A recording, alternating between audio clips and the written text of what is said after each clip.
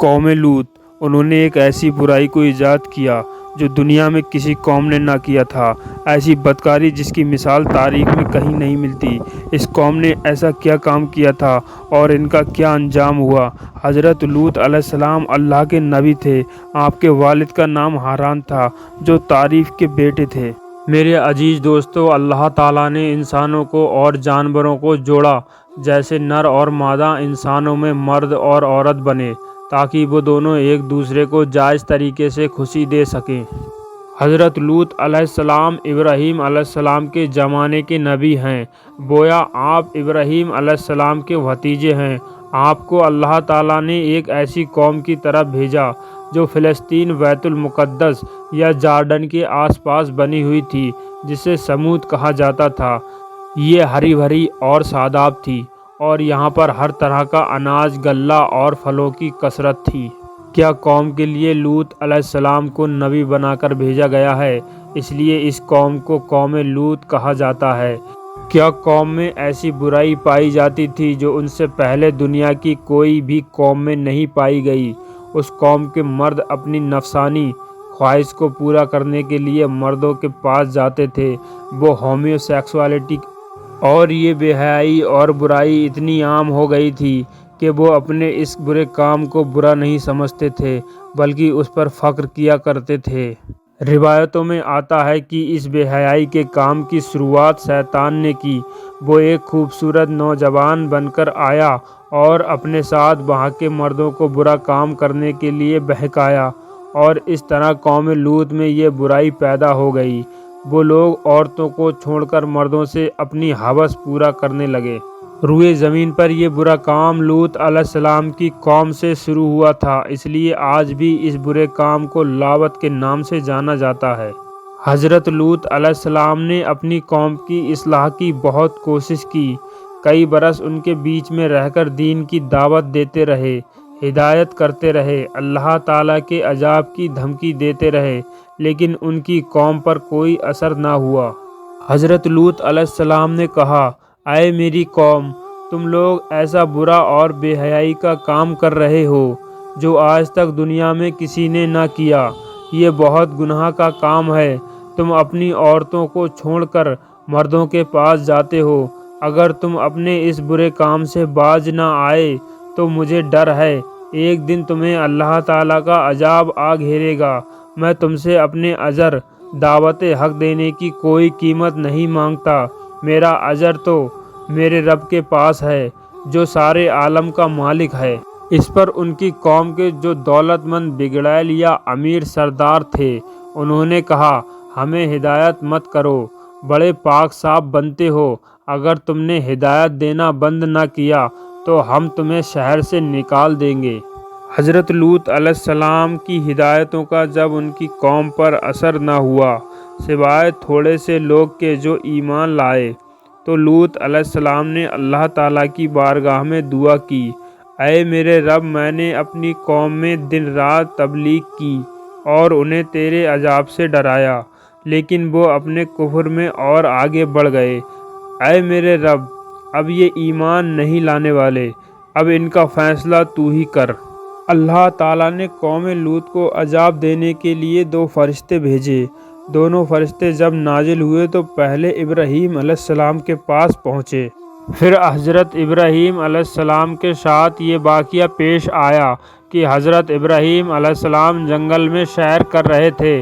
انہوں نے دیکھا کہ 3 لوگ کھڑے ہیں۔ حضرت ابراہیم علیہ السلام بڑے مہمان نواز تھے اور ہمیشہ ان کا دسترخوان مہمانوں کے لیے پھیلا رہتا تھا، اس لیے ان تینوں کو دیکھ کر وہ بہت خوش ہوئے اور ان کو اپنے گھر لے گئے اور بچھڑا ذبح کر کے ٹکے بنائے اور بھون کر مہمانوں کے سامنے پیش کیے، مگر انہوں نے کھانے سے انکار کر دیا۔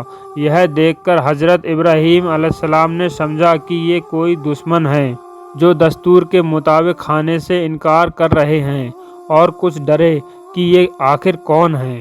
مہمانوں نے حضرت ابراہیم علیہ السلام کی بے چینی دیکھی تو ان سے ہنس کر کہا کہ آپ گھبرائیں نہیں، ہم اللہ کے فرشتے ہیں اور قوم لوط کی تباہی کے لیے بھیجے گئے ہیں، اس لیے سمود جا رہے ہیں۔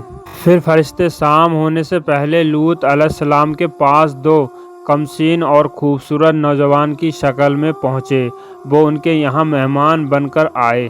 حضرت لوط علیہ السلام کو اپنے قوم کے لوگوں کی خواہشات کا پتہ تھا، اس لیے جب انہیں اپنے کمسن خوبصورت نوجوان مہمانوں کو دیکھا تو غمگین ہو گئے اور دل ہی دل میں کڑنے لگے اور کہنے لگے، آج کا دن بڑی مصیبت کا دن ہے۔ ان کو ان کی فکر لاحق ہوئی کہ ان کی قوم کے لوگ ان کے مہمانوں کے ساتھ کوئی برا کام نہ کریں، اس لیے وہ جلدی سے اپنے مہمانوں کو اپنے گھر کے اندر لے گئے۔ لیکن ان کی بیوی دوڑ کے گئی اور اپنے قوم کے بگڑیل امیر سرداروں اور بدکاروں کو اپنے گھر میں آئے ہوئے مہمانوں کی خبر دے دی۔ قوم کے بدکار لوگ لوط علیہ السلام کے گھر آ پہنچے اور لوط علیہ السلام سے کہا، ان لڑکوں کو ہمارے حوالے کر دو۔ حضرت لوط علیہ السلام نے کہا، یہ میرے مہمان ہیں، میں ان کو ہرگز تم لوگوں کے حوالے نہیں کروں گا۔ تمہیں اللہ تعالیٰ کا واسطہ ہے، میرے مہمانوں کے سامنے مجھے ذلیل اور رسوا نہ کرو۔ کیا تم میں سے کوئی بھلا آدمی نہیں ہے؟ اور قوم کی عورتوں کی طرف اشارہ کرتے ہوئے کہا، یہ میری بیٹیاں یا قوم کی بیٹیاں ہیں، تم ان سے نکاح کر لو اور اپنی نفسیاتی خواہش کو ان سے پورا کر لو۔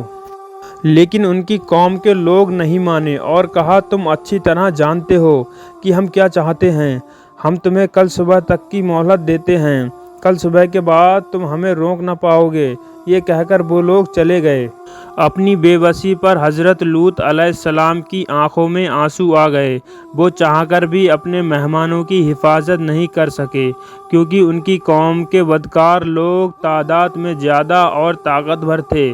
حضرت لوط علیہ السلام نے کہا، اے کاش مجھ میں تم سے مقابلے کی قوت ہوتی، یا میں کسی زبردست کا آسرا پکڑ پاتا۔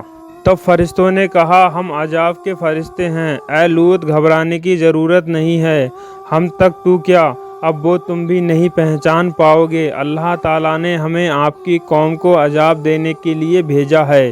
آپ اور آپ کے ساتھ جو لوگ بھی ایمان لائے ہیں، صبح صادق سے پہلے اس بستی کو چھوڑ کر دور چلے جائیں، اور خبردار کوئی مڑ کر پیچھے نہ دیکھے، اب گناہ گاروں میں سے کوئی نہیں بچنے والا۔